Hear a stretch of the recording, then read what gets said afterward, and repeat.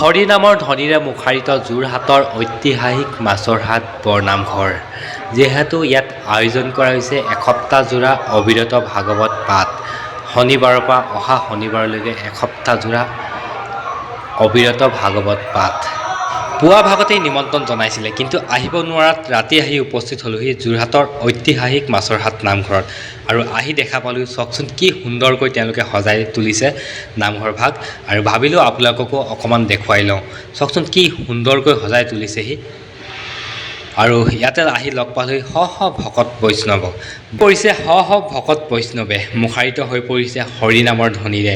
যিহেতু ময়ো আহি ভাল পাওঁ ভক্তি ভৰা ঠাইলৈ, আৰু প্ৰথমেই ভাবিলোঁ নিজৰ মনৰ মনোবাঞ্ছা হেতু এগছি বন্তি জ্বলাই সেৱা আগবঢ়াওঁ।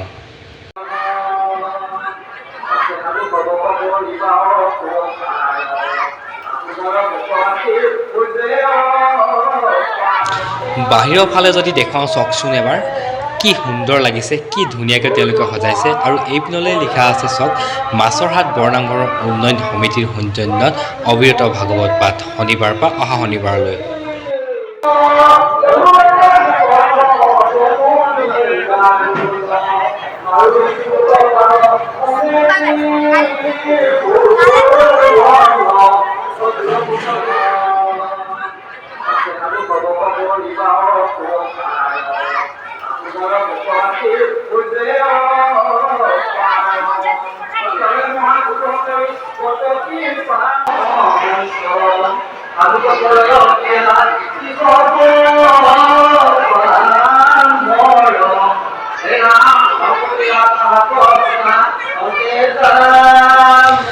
ইয়াৰ পৰাই সকলো ভক্তপ্ৰাণ বৈষ্ণৱবৃন্দলৈ প্ৰণাম জনাইছোঁ।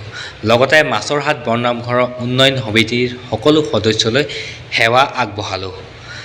আকৌ এবাৰ যদি মই বাহিৰলৈ ওলাই আহি দেখুৱাওঁ, এইফাললৈ অকণমান মন কৰকচোন, কি সুন্দৰ লাগিছে, কি সুন্দৰকৈ বৰ্ণনা কৰিছে। প্ৰভুৱে কি কি অৱতাৰ লৈছিলে তাৰে অকণমান দৃশ্য এইফাললৈ দেখুওৱা হৈছে। প্ৰভু শ্ৰীহৰিয়ে কি কি অৱতাৰ লৈছিলে তাৰে অকণমান দৃশ্য ইয়াত বৰ্ণনা কৰিছে।